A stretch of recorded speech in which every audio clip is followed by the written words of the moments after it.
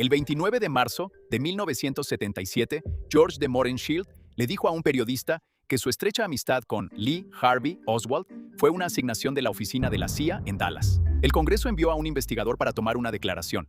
Cuando llegó a la casa, la familia de Jorge dijo que no estaba en casa, pero sí estaba.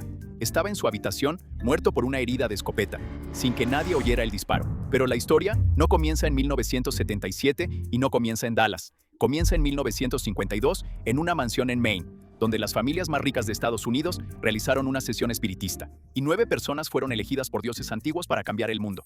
Y el 22 de noviembre de 1963 lo hicieron.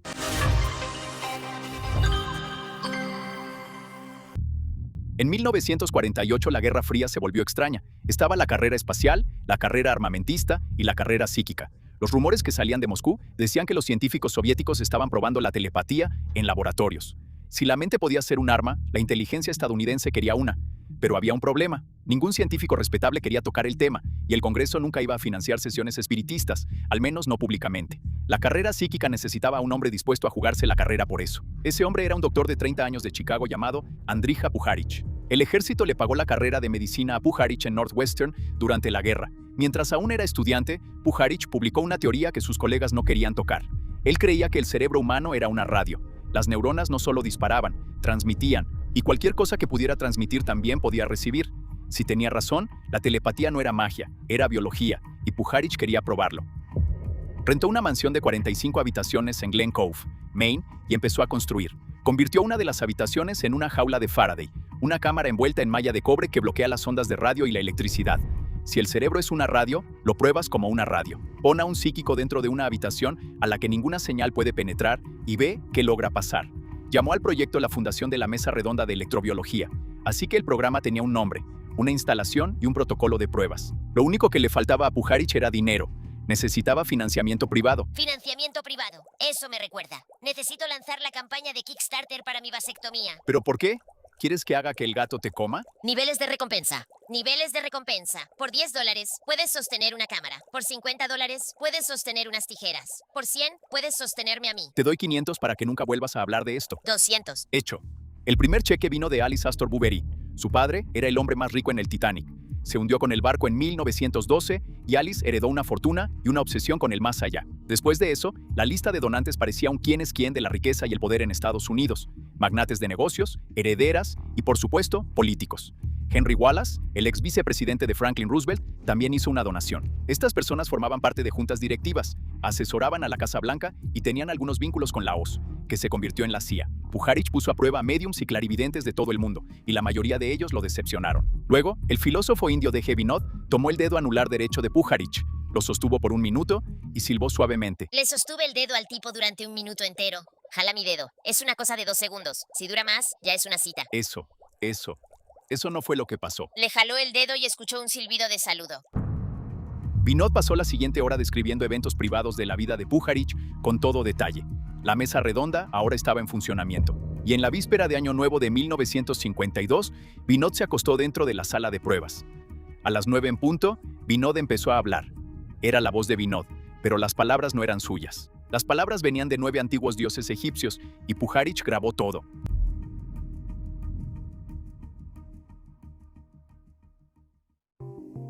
La voz era lenta y deliberada, nada parecida a la de Vinod. Somos 9 principios, fuerzas principales. Personalidades, si así lo quieres ver. La voz se llamó a sí misma la Gran Eneada, los 9 dioses de Heliópolis adorados en Egipto durante 3000 años antes de Cristo, y dijeron que no eran un mito, eran reales y físicos, y no eran dioses. Eran mentes alienígenas en una nave espacial observando la Tierra. Los 9 dijeron que controlaban el universo y guiaban toda la historia humana, pero actuaban mediante la influencia, no de milagros. Una persona conoció a alguien en el momento adecuado. Se abrió una puerta. Una decisión parecía ordinaria hasta años después, cuando el patrón se hizo visible. Vinod salió del trance sin memoria de lo que había pasado, pero Puharich tenía docenas de páginas de notas, incluyendo ecuaciones de física que no tenían sentido, al menos no para él. Pero no tuvo mucho tiempo para estudiar sus notas, porque 6 semanas después, el ejército de los Estados Unidos llamó a Puharich de nuevo al servicio activo. Fue al arsenal de Edgewood, en Maryland, donde los militares probaban la hipnosis, el LSD y la mescalina en soldados. Sus órdenes eran encontrar una droga que mejorara la percepción extrasensorial la investigación psíquica y el control mental, financiados por el ejército de los Estados Unidos. Ese verano, regresó a Maine durante su permiso, y el 27 de junio de 1953, bajo la luna llena, reunió a 9 personas en la mansión, una por cada uno de los 9 dioses, y eligió a estas personas cuidadosamente. 8 eran ricas y con buenas conexiones. Pujarich tomó para sí la silla de la noche. Vinod se sentó en el centro. A la medianoche, los 9 regresaron, y esta vez vinieron con una misión. Dijeron que las 9 personas en la mesa fueron elegidas para transformar la civilización humana. No respondían ante ninguna religión ni gobierno. Respondían ante algo mucho más antiguo y mucho más poderoso. Entonces aparecieron los hilos de algodón, 9 hilos en el suelo, a 1 metro de Vinod. Nadie vio de dónde salieron. Deberían haber revisado su ombligo. ¿De quién? El mago. ¿Cómo se llama, Gonad? Vinod. Rimrod. Vinod. Sea lo que sea, yo sigo apostando por el ombligo. Había un hilo para cada persona en la mesa, idéntico al hilo sagrado que los brahmanes hindúes reciben en la iniciación. Los 9 elegidos tomaron los hilos y aceptaron la tarea. Nadie fuera de esa habitación habría creído una sola palabra. Pujarich apenas lo creía, pero 3 años después, un desconocido a 1000 millas de distancia le envió una carta que probaba que los 9 eran reales.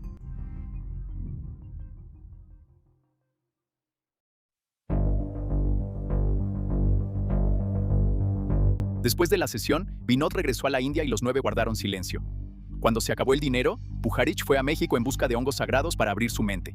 El clásico retiro de bienestar. Mi tío Irving hizo el mismo viaje en el 74, se fue como contador y regresó convertido en uno de esos tipos del palo de lluvia. Sí, todavía puedo oler el pachulí. Y déjame decirte, el tío Irving se veía terrible en una pecera. En el hotel, la habitación de Pujarich fue entregada por accidente a una pareja estadounidense de Michigan, el Dr. Charles Loughead y su esposa. Pujarich los conoció. Loughead dijo que eran contactados. Inteligencias espaciales hablaban a través de ellos. Eran justo el tipo de gente que le gustaba a Pujarich, así que se mantuvieron en contacto. Un mes después de que Pujarich regresó a casa, llegó una carta de Loughead. Describía a un joven contactado de Arizona, George Hunt Williamson, sin conexión con Maine, sin conexión con Pujarich. Nunca había oído hablar de la mesa redonda, pero de alguna manera, Williamson recibió la misma transmisión de los 9 en las mismas noches de 1952 y 1953. Pujarich todavía tenía sus dudas, pero luego llegó a la última página. La carta contenía la transformación de Einstein-Lorentz, la ecuación de física que describe cómo el tiempo y el espacio se distorsionan cerca de la velocidad de la luz. Pujarich la reconoció. Los 9 pronunciaron la misma ecuación a través de Vinod. Nadie fuera de ese cuarto de cobre podría haber sabido esto. Los 9 transmitieron el mismo mensaje a 2 receptores separados por 1000 millas a través de personas que nunca se conocieron. Después de eso, Pujarich dejó de dudar. Pasó el resto de su vida siguiendo las instrucciones de ese cuarto, pero los 9 guardaron silencio. Pujarich buscó otro canal, pero cada medium que probó no obtuvo resultados. Tomó 15 años, pero los 9 finalmente encontraron un medium digno de transmitir su mensaje. Un paracaidista israelí de 24 años que podía doblar cucharas con la mente.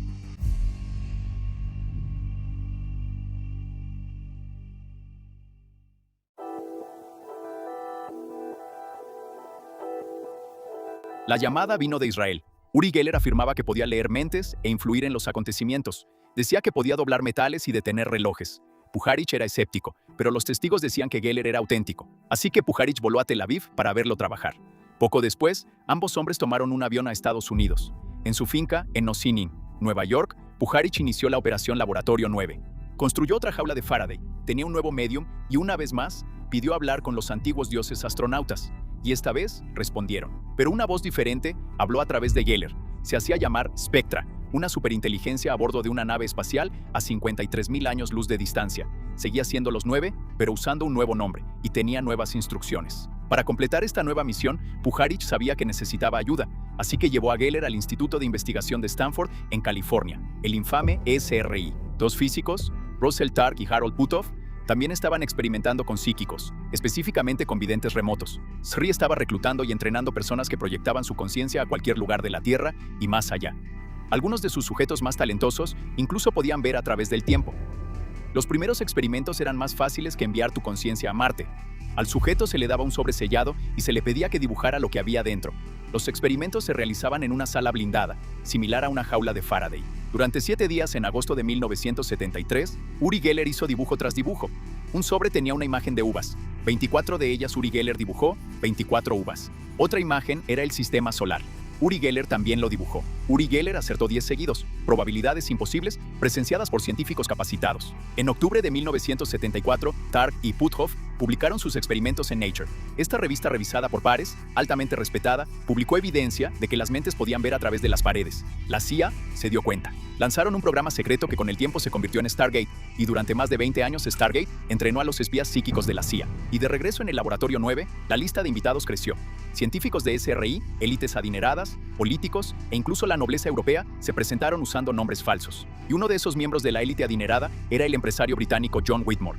Whitmore quedó tan impresionado con Pujarich que quiso hacer una película sobre los 9, así que trajeron a un guionista de televisión fuera de este mundo, Gene Roddenberry. Gene Roddenberry no quedó impresionado, pensó que los psíquicos estaban inventándolo todo, pero algo debió haberle quedado grabado, porque años después, en Espacio Profundo 9, hay un personaje llamado Vinod. El episodio trata sobre un líder de culto que está protegido por un pequeño círculo interno. Temporada 2, episodio 15. Paraíso. La líder de culto bloquea la tecnología de todos para que nadie pueda salir del planeta. ¿Sabes el número del episodio? Humana. He visto todos los episodios de Viaje a las Estrellas, excepto el donde le cantaron a la ballena.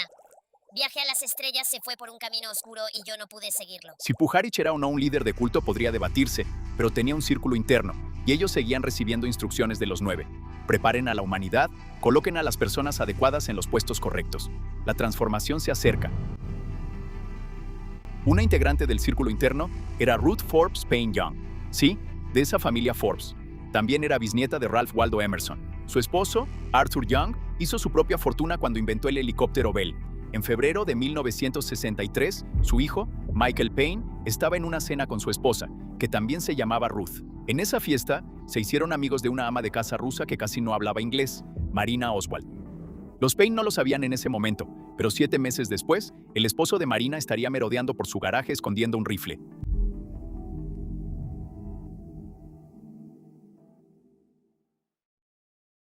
Antes de que pudiera llevarse a cabo la cena, alguien tenía que llevar a Marina Oswald a esa habitación. En el verano de 1962, Lee Harvey Oswald regresó a Texas con una esposa rusa, una hija pequeña y un problema. Pasó casi 3 años en la Unión Soviética y anunció que quería renunciar a su ciudadanía estadounidense, y luego cambió de opinión. Al principio, la comunidad de habla rusa en Dallas ayudó a la familia, pero Oswald los agotó con su temperamento y su política. Uno por uno, se alejaron. Pero no George de Mohrenschildt.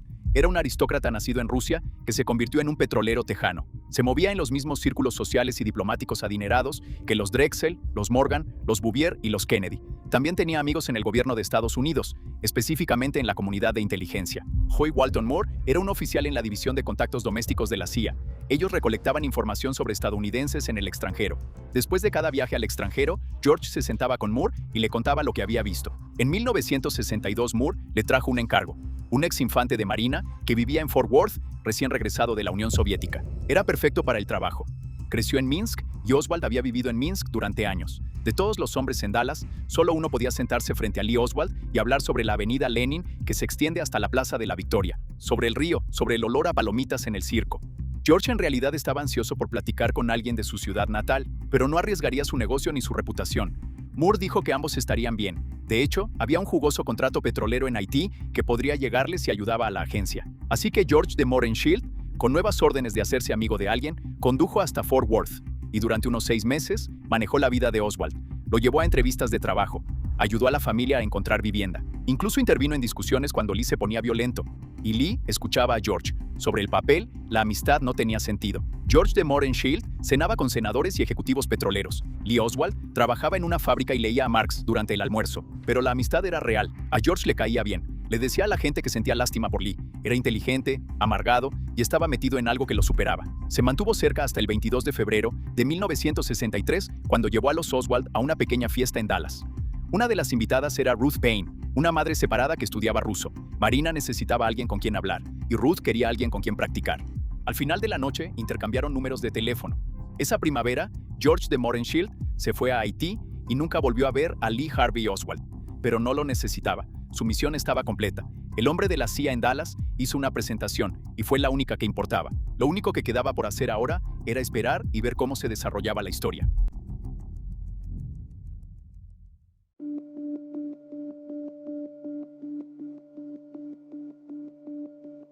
El rifle comenzó en un almacén de pedidos por correo en Chicago, terminó en un garaje en Irving, Texas, envuelto en una manta, escondido detrás de equipo de campamento.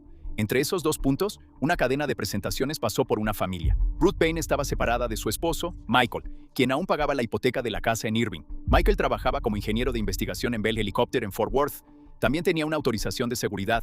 Su madre era Ruth Forbes Payne Young, la mujer que aceptó un hilo de algodón en una sesión espiritista en Maine. Su padrastro era Arthur Young, el hombre que diseñó el helicóptero Bell y firmaba los cheques para la investigación de Pujarich. En septiembre de 1963, Ruth Payne empacó su camioneta y condujo hacia el este en un viaje de 2 semanas para visitar a su familia. Una de sus paradas fue la casa de su hermana Sylvia en Falls Church, Virginia. Falls Church está al lado de Langley y Sylvia trabajaba para la CIA. Luego, Ruth se dirigió al sur hacia Nueva Orleans, donde la familia Oswald se estaba desmoronando. Lee estaba sin trabajo y Marina estaba embarazada de su segundo hijo. Ruth le hizo una propuesta. Ven a vivir conmigo a Irving hasta que nazca el bebé. Marina aceptó y se mudó de manera permanente, pero Lee se quedó atrás. Solo iba los fines de semana. Para ese otoño, casi no tenía nada. Su esposa e hijos se mudaron. Él vivía en una habitación rentada y estaba casi sin dinero. Lo único que poseía estaba envuelto en una manta en el garaje de los Payne en Irving. Michael Payne pensó que era equipo de campamento. Para octubre, Lee necesitaba trabajo.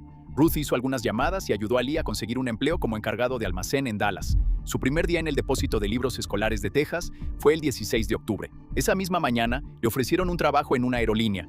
Mejor trabajo, mejor sueldo. Se quedó con el trabajo en el almacén en Dealey Plaza. Cuando Kennedy vino a Dallas para un caravana, su ruta era desconocida para el público hasta el 19 de noviembre. Lee Oswald ya llevaba más de un mes en el depósito. La noche del jueves 21 de noviembre, Oswald llegó a Irving un día antes. Marina se sorprendió, y no para bien. Jugó con sus hijas afuera hasta que oscureció. Esa noche, Lee le rogó 3 veces que regresara a Dallas. Ella le dijo que no 3 veces. Se fue a la cama enojado. Por la mañana, le pidió un beso y ella se volteó. Luego, Lee Harvey Oswald se fue. Dejó su anillo de bodas en la cómoda y nunca se quitó ese anillo, no en 2 años y medio de matrimonio. Dejó $170 en efectivo, casi todo lo que tenía. No dejó ninguna nota. Entró al trabajo llevando un paquete largo de papel. Un compañero de trabajo le preguntó qué había dentro. Barras para cortinas. Oswald dijo que eran barras para cortinas.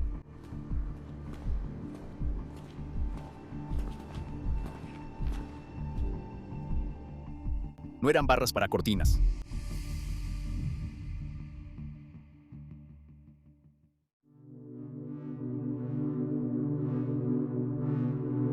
A las 12:29 del 22 de noviembre de 1963, la caravana presidencial giró de la calle Houston a la calle Elm, en Dealey Plaza. Kennedy estaba sentado en la parte trasera de un Lincoln descapotable esperando. A las 12:30 se escucharon los disparos. 3 disparos. Kennedy se desplomó. El gobernador Connally se desplomó en el asiento frente a él. La limusina corrió hacia el hospital Parkland, donde los médicos declararon muerto al presidente a la 1 en punto. En el 6º piso del depósito, la policía encontró 3 casquillos percutidos, una caja de cartón cerca de la ventana y una bolsa larga de papel vacía. Y escondido cerca de la escalera, un rifle carcano de cerrojo calibre 6.5 que fue rastreado directamente hasta Lee Harvey Oswald. Y ya sabes el resto de la historia. 45 minutos después, el oficial J.D. Tippit fue asesinado a tiros en una acera en Oak Cliff. La policía arrestó a Oswald en el Teatro Texas. 2 días después, en el sótano de la sede de la policía de Dallas, un dueño de club nocturno llamado Jack Ruby salió de entre la multitud y le disparó a Oswald en vivo por televisión. Oswald murió en el hospital Parkland. No hubo juicio, ni contrainterrogatorio, ni una sola palabra de testimonio de Oswald. Pero no era necesario. Él fue el tirador, el asesino solitario, y así terminó todo. Pero un presidente asesinado y un sospechoso asesinado dejaron al país lleno de preguntas. Así que, 7 días después de Dallas, el presidente Lyndon Johnson nombró una comisión de 7 hombres para responder esas preguntas, presidida por el presidente de la Corte Suprema de los Estados Unidos, Earl Warren.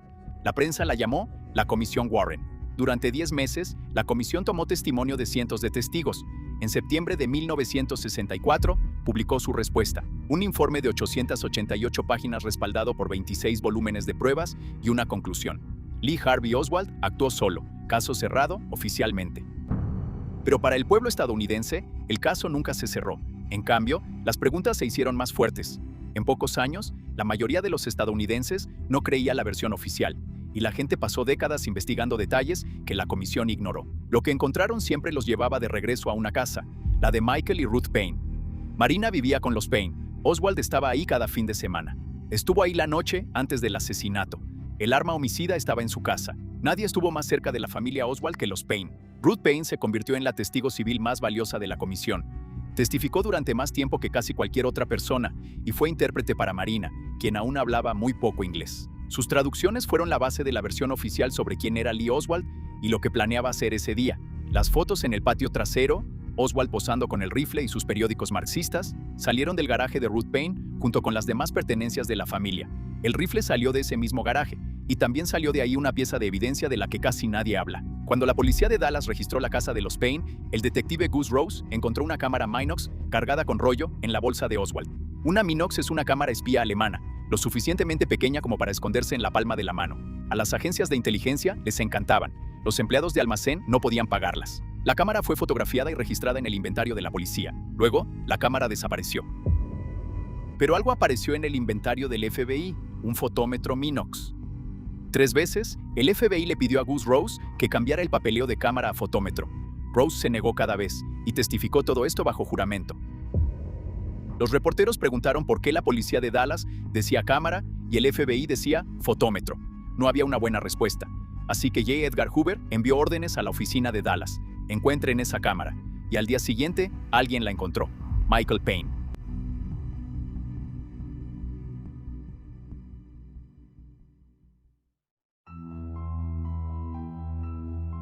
Al día siguiente, Michael Payne le entregó al FBI una microcámara Minox. Dijo que era suya y que estuvo todo el tiempo en el garaje, dentro de una lata de café. Michael dijo que a la policía no le interesaba una cámara espía encontrada en una casa ocupada por la esposa rusa de un desertor. Esta cámara espía estaba en una lata de café, por supuesto, y justo al lado del microfilm en un azucarero y el cianuro en un especiero. Y el número de serie de la cámara de Michael tenía 5 dígitos. La corporación Minox dijo que sus cámaras tenían 6 dígitos, y el número de serie es importante. Es como Minox podía rastrear la fecha de fabricación y el origen de una cámara. Un número de 5 dígitos la hace imposible de rastrear. La comisión Warren tuvo a los Paynes bajo juramento durante días. Nadie les hizo ni una sola pregunta sobre esa cámara. El rifle, las fotos, las traducciones, la cámara espía y el trabajo que puso a Oswald en esa ventana. Cada una de esas cosas pasó por la casa de Ruth Payne. Incluso la madre de Oswald dijo que creía que tanto Marina como Ruth Payne estaban involucradas. De alguna manera, la familia en el centro de las pruebas nunca fue tratada como parte del caso. Y aquí está el asunto. El FBI ya estaba investigando a los Payne. 2 veces en las semanas previas al asesinato, un agente pasó por ahí. Estaba vigilando a la esposa del desertor que vivía ahí. El FBI ya tenía un expediente abierto sobre Lee Harvey Oswald antes de que se disparara un solo tiro. Así que cuando se escucharon los disparos, cada línea telefónica que tenía contacto con el mundo de Oswald quedó intervenida y el FBI empezó a escuchar. La tarde del asesinato, Michael Payne llamó a Ruth desde el trabajo. Dijo que estaba seguro de que Oswald mató al presidente, pero no sentía que Oswald fuera responsable.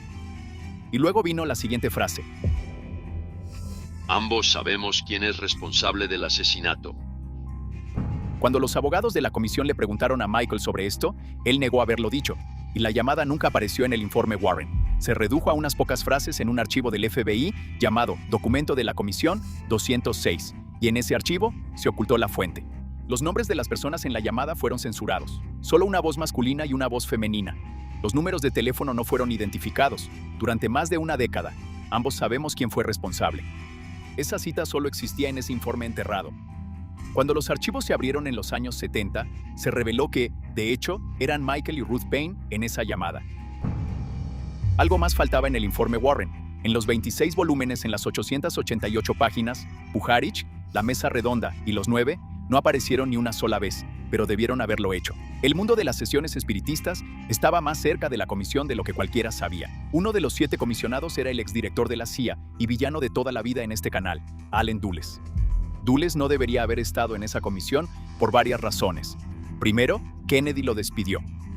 Después de Bahía de Cochinos, Kennedy dijo que quería, cito, hacer pedazos la CIA en 1000 partes y esparcirla a los 4 vientos. Él creía que Dulles quería arrastrar a Estados Unidos a una guerra con Cuba, lo cual intentaron una y otra vez, así que Dulles quedó fuera. Y hay otra razón por la que Dulles no tenía nada que hacer en la comisión. Él tenía un secreto. Durante la guerra, él dirigía a una espía en Suiza, Mary Bancroft. Ella era su agente y también su amante. Y durante más de 40 años, la mejor amiga de Mary Bancroft fue Ruth Forbes Payne Young. Viajaban juntas. Vacacionaban juntas. Espera. La mejor amiga de la novia espía del comisionado es la señora de las sesiones espiritistas, cuyo hijo tenía el rifle en su garaje. Esos son los hechos. He visto tramas más cerradas en dramas verticales. ¿Tú ves esos dramas? Placer culposo, que vengan los haters. Mientras Dulles estaba en la comisión, Bancroft le escribió una carta recordándole lo bien que conocía a la madre de Michael Payne. Esa carta tampoco estaba en el informe. Se encontró 40 años después. El hombre que Kennedy despidió tenía los archivos sobre la familia que albergó a este asesino, los archivos sobre la familia de la mejor amiga de su amante. Y 14 años después, alguien empezó a quemar los archivos.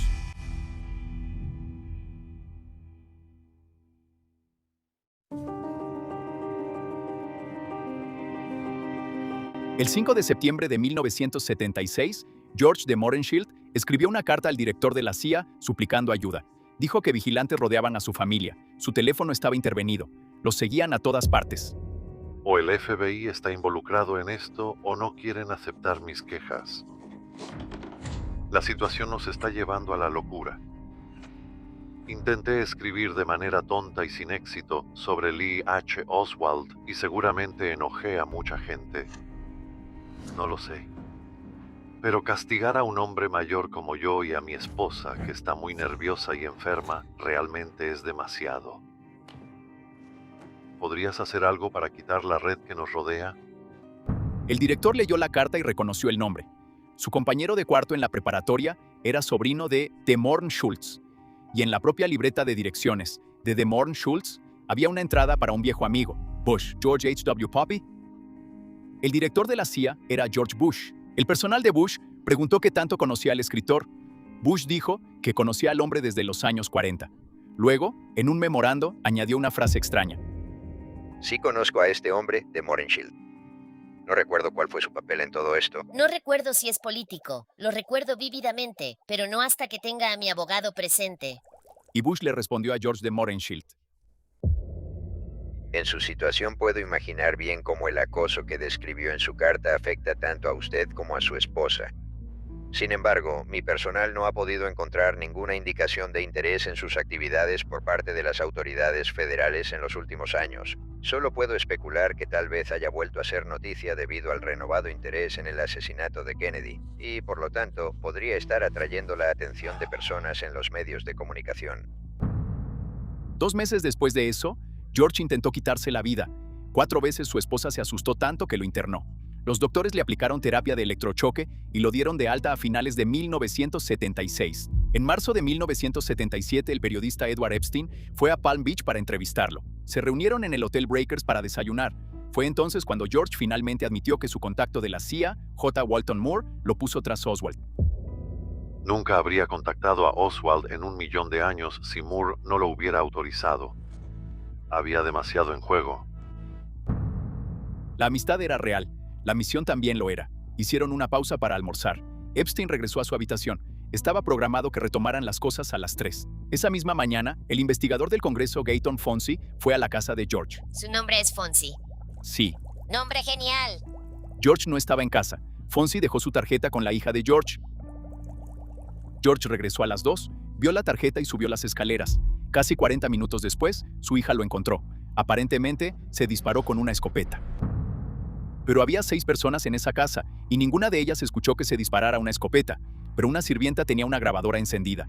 Estaba grabando una telenovela. En la grabación, se escucha un solo disparo a las 2:21 y luego el sonido de un arma cayendo al suelo. Y George no fue el único testigo relacionado con JFK que apareció muerto o que simplemente no apareció. El jefe de la mafia de Chicago, Sam Giancana, fue asesinado a tiros en su cocina antes de que pudiera testificar sobre los complots de la CIA contra Castro. El mafioso Johnny Rosselli desapareció y apareció dentro de un barril de petróleo. Un ex policía, Richard Kane, estaba vinculado con la mafia y la CIA. También fue asesinado en Chicago en una tienda de sándwiches. Hale Box era un congresista en la Comisión Warren. Criticó públicamente el informe Warren y pidió una nueva investigación en los años 70. Desapareció en un pequeño avión sobre Alaska. En 1972, los restos nunca fueron encontrados. Y 1 año y medio después de Palm Beach, la propiedad de Lab 9 se incendió. Décadas de archivos de Pujarich se perdieron en el incendio, junto con el perro de la familia. Él no habló con la policía, pero después escribió que creía que fue la CIA. Luego, Pujarich se escondió.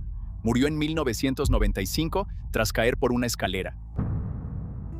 Al final de los años 70, todos los testigos del caso JFK estaban muertos, y todos en el mundo de Pujarich perdieron sus trabajos, sus reputaciones y su financiamiento.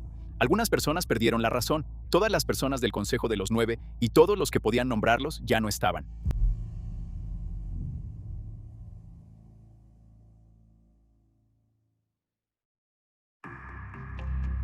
Esta es una de esas historias donde las partes verdaderas ya son lo suficientemente extrañas sin ayuda. Así que vamos a separar lo que pasó de lo que no. Las sesiones espiritistas ocurrieron. La mesa redonda era real y también lo era esa lista de donantes. La misión de Pujarich de encontrar una droga que aumentara la percepción extrasensorial es cierta. Los 9 son otra historia. Todo lo que salió de ese cuarto de cobre vino a través de un solo hombre. Los extraterrestres, las predicciones, las ecuaciones, nadie más vio nada de eso. Y Pujarich no escribió sobre eso hasta 1974, después de JFK, después del informe Warren, después de que los Payne se hicieron famosos. O 9 extraterrestres predijeron la historia, o un hombre inventó una historia para atribuirse un papel en ella. Ahora, los 10 de 10 de Geller realmente sucedieron frente a testigos, pero él ha sido polémico durante años. Pero la CIA escribió sobre él que demostró su capacidad de percepción paranormal de manera convincente y sin ambigüedades. Pero eso no fue suficiente para mantener Stargate en funcionamiento.